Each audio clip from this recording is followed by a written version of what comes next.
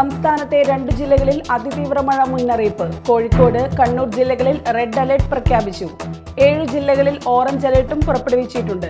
കാസർഗോഡ്, വയനാട്, മലപ്പുറം, പാലക്കാട്, തൃശൂർ, ഇടുക്കി, എറണാകുളം ജില്ലകളിലാണ് തീവ്രമഴ മുന്നറിയിപ്പുള്ളത്.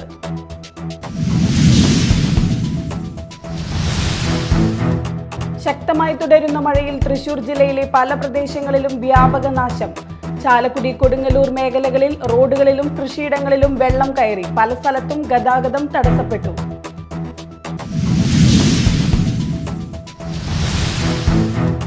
കൊരട്ടി പെരുമ്പയിൽ നിയന്ത്രണം വിട്ട ലോറി ഡിവൈഡറിലിടിച്ചു മറിഞ്ഞു. ചാലക്കുടി ഭാഗത്തു നിന്നും അങ്കമാലി ഭാഗത്തേക്ക് വന്ന ലോറിയാണ് കനത്ത മഴയിൽ നിയന്ത്രണം വിട്ട് ഡിവൈഡറിൽ ഇടിച്ചു മറിഞ്ഞത്.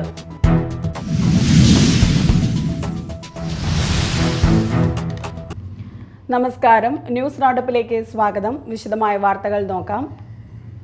ശക്തമായി തുടരുന്ന മഴയിൽ തൃശൂർ ജില്ലയിലെ പല പ്രദേശങ്ങളിലും വ്യാപക നാശം.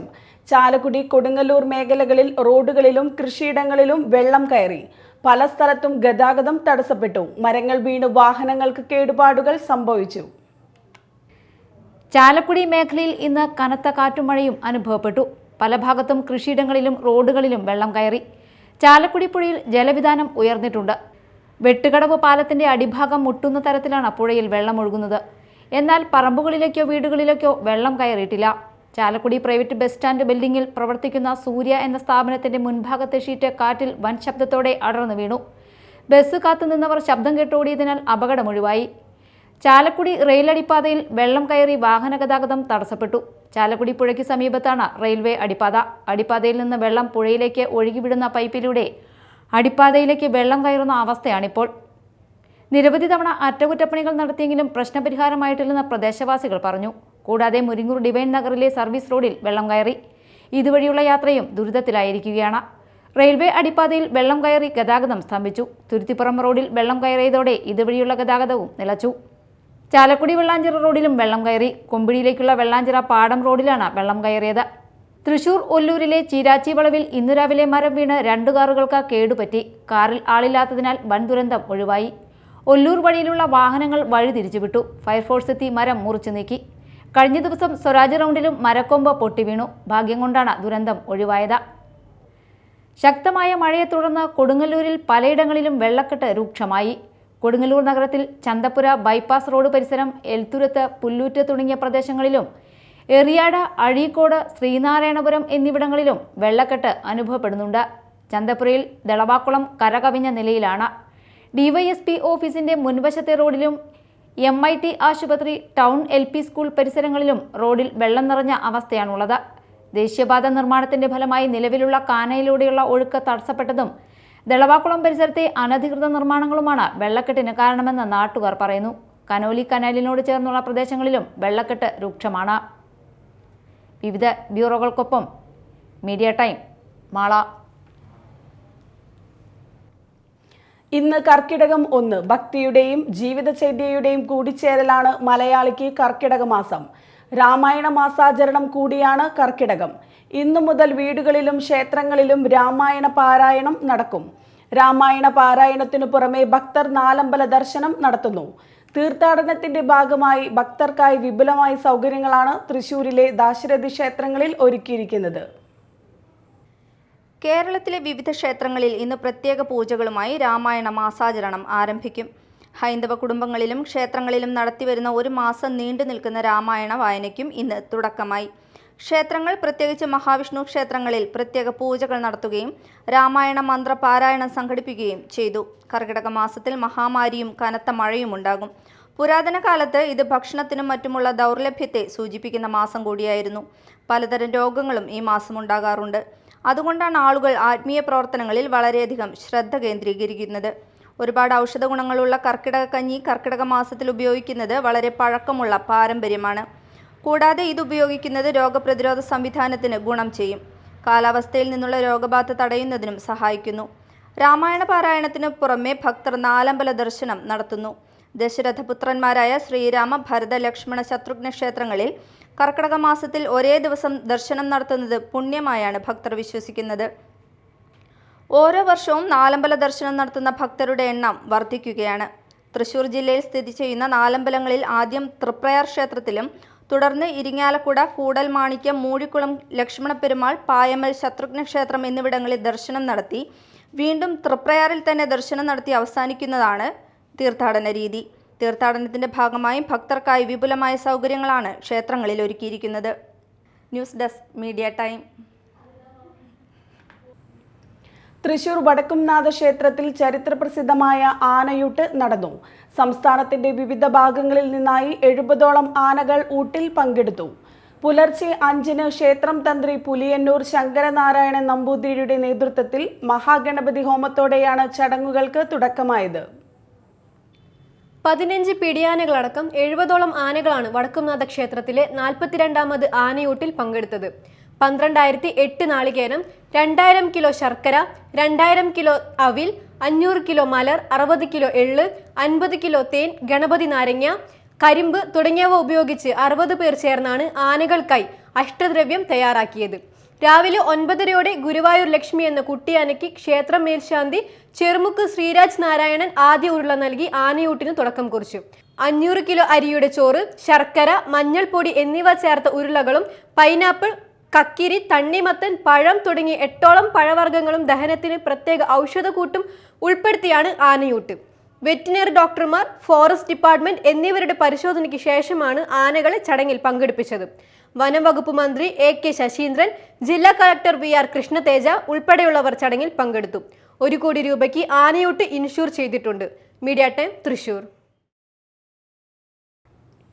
ആധുനിക സംവിധാനങ്ങളോടെ പുത്തൻവേലിക്കരയിൽ ഡോക്ടർ ബിനിൽസ് ഓർത്തോ സെന്റർ പ്രവർത്തനം ആരംഭിച്ചു.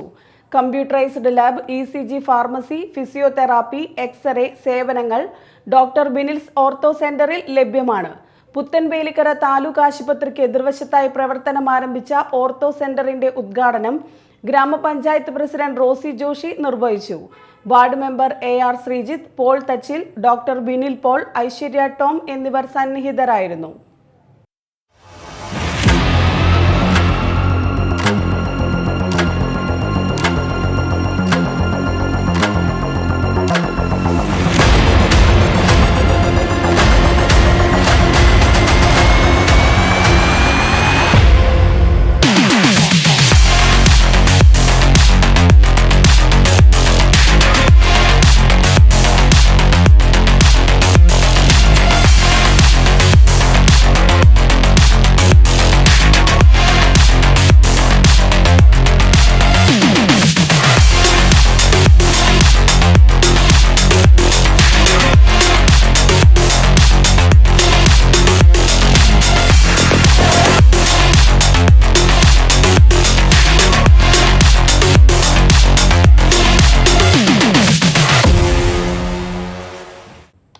ഇനി നാട്ടിൽ നടന്നത്.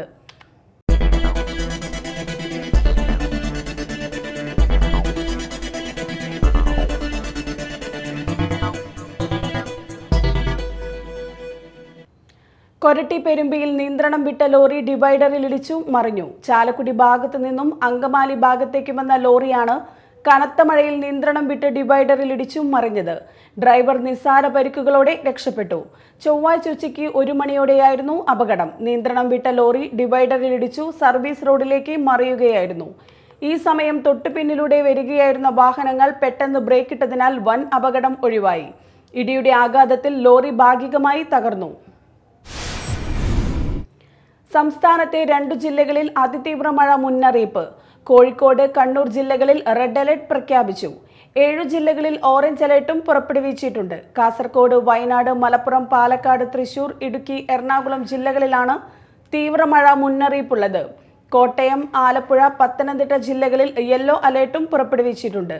ജൂലൈ 19-ന് വടക്ക് പടിഞ്ഞാറൻ ബംഗാൾ ഉൾക്കടലിൽ നിന്നും വീണ്ടും പുതിയൊരു ന്യൂനമർദ്ദം രൂപപ്പെടാൻ സാധ്യതയുണ്ടെന്ന് കാലാവസ്ഥാ വകുപ്പ് വ്യക്തമാക്കി. കാലവർഷക്കാറ്റും സജീവമായി തുടരുന്നതോടെ കേരളത്തിൽ വ്യാപകമായ മഴയ്ക്ക് സാധ്യതയുണ്ട്. കനത്ത മഴയിൽ പെരിയാർ കര കവിഞ്ഞൊഴുകിയതിനെ തുടർന്ന് ആലുവ ശിവക്ഷേത്രം മുങ്ങി. അമ്പലത്തിലും മണപ്പുറത്തും 2 അടിയോളം വെള്ളം കയറി. ക്ഷേത്രത്തിലെ ചടങ്ങുകൾ മുകളിലത്തെ അമ്പലത്തിലേക്ക് മാറ്റി. എടവനക്കാട്ടെ കടൽക്ഷോഭ മേഖല വ്യവസായ മന്ത്രി P. രാജീവ് സന്ദർശിച്ചു. തീരസംരക്ഷണം ഉറപ്പാക്കുന്നതിന് എടവനക്കാട്, പഴങ്ങാട് ഭാഗങ്ങളിൽ ചെല്ലാനം മോഡൽ കടൽഭിത്തി നിർമ്മിക്കണമെന്ന് തദ്ദേശവാസികൾ മന്ത്രിയോട് ആവശ്യപ്പെട്ടു. എടവനക്കാട് തീരസംരക്ഷണം 5300 കോടി രൂപയുടെ പദ്ധതി നടപ്പാക്കുന്നതിന് കിഫ്ബി വഴിയും കേന്ദ്രത്തിന്റെ സഹായവും ആവശ്യമാണ്. യഥാർത്ഥത്തിൽ കടൽ തീരം കേന്ദ്രത്തിന്റെ ദേശീയ അതിർത്തിയാണ്. പക്ഷേ 1 രൂപ പോലും കടൽ തീര സംരക്ഷണത്തിന് കടൽ ഭിത്തി കെട്ടുന്നതിന് കേന്ദ്ര ഗവൺമെന്റ് അനുവദിച്ചു തന്നിട്ടില്ല. തീരസംരക്ഷണത്തിന് പ്രത്യേക പരിഗണന നൽകി കേന്ദ്രത്തെ സമീപിക്കുമെന്ന് മന്ത്രി പറഞ്ഞു. എറിയാട് ആശ്രയ ഭവനത്തിലെ അന്തേവാസിയെ മരിച്ച നിലയിൽ കണ്ടെത്തി.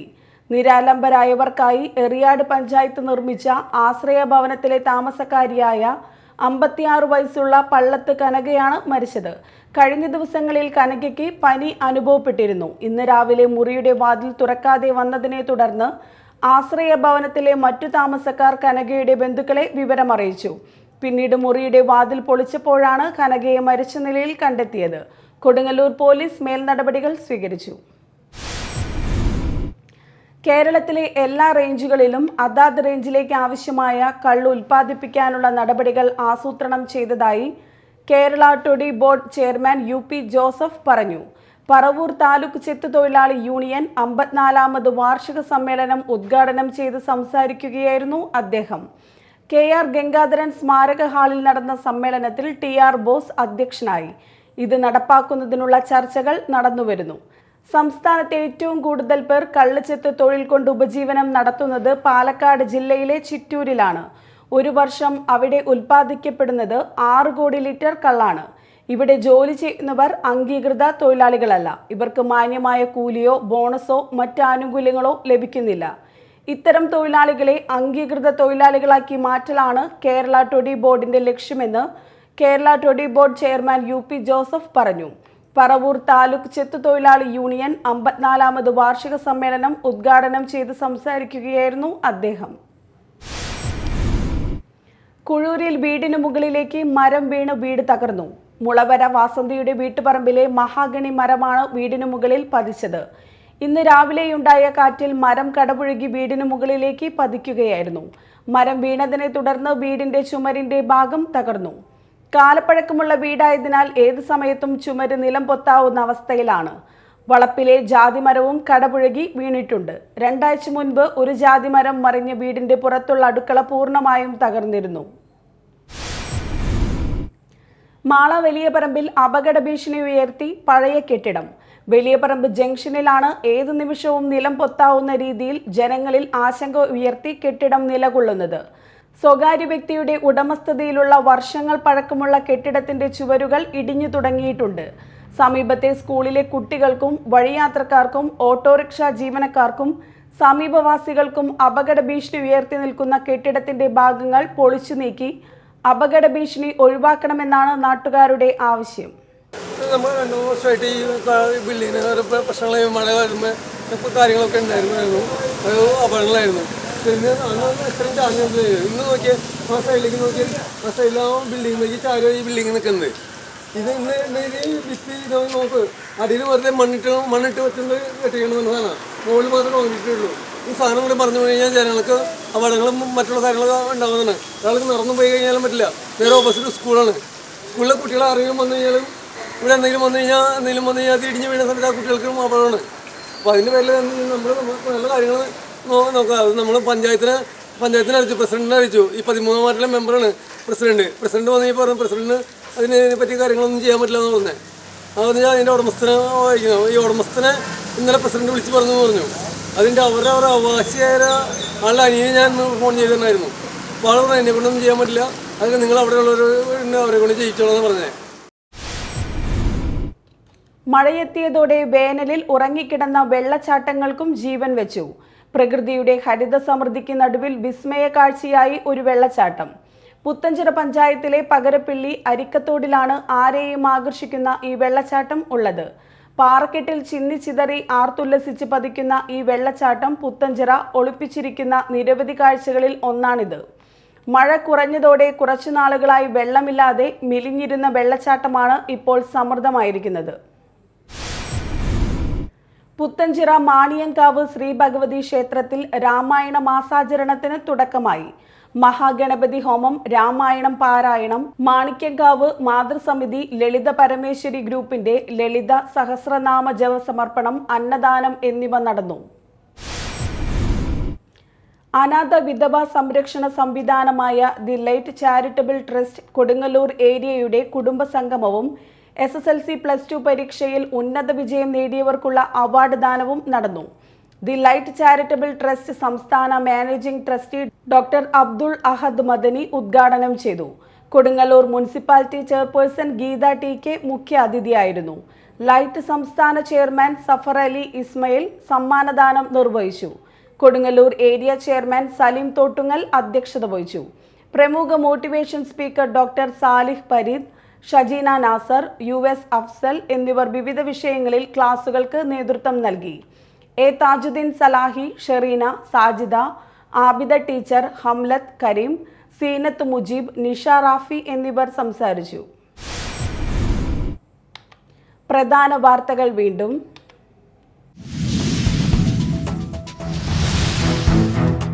സംസ്ഥാനത്തെ 2 ജില്ലകളിൽ അതിതീവ്ര മഴ മുന്നറിയിപ്പ്. കോഴിക്കോട്, കണ്ണൂർ ജില്ലകളിൽ റെഡ് അലർട്ട് പ്രഖ്യാപിച്ചു. 7 ജില്ലകളിൽ ഓറഞ്ച് അലർട്ടും പുറപ്പെടുവിച്ചിട്ടുണ്ട്. കാസർഗോഡ്, വയനാട്, മലപ്പുറം, പാലക്കാട്, തൃശൂർ, ഇടുക്കി, എറണാകുളം ജില്ലകളിലാണ് തീവ്രമഴ മുന്നറിയിപ്പുള്ളത്.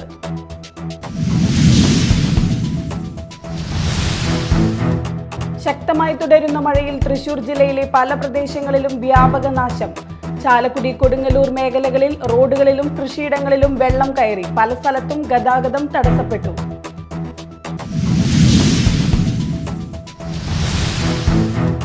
കൊരട്ടി പെരുമ്പയിൽ നിയന്ത്രണം വിട്ട ലോറി ഡിവൈഡറിലിടിച്ചു മറിഞ്ഞു. ചാലക്കുടി ഭാഗത്തു നിന്നും അങ്കമാലി ഭാഗത്തേക്ക് വന്ന ലോറിയാണ് കനത്ത മഴയിൽ നിയന്ത്രണം വിട്ട് ഡിവൈഡറിൽ ഇടിച്ചു മറിഞ്ഞത്.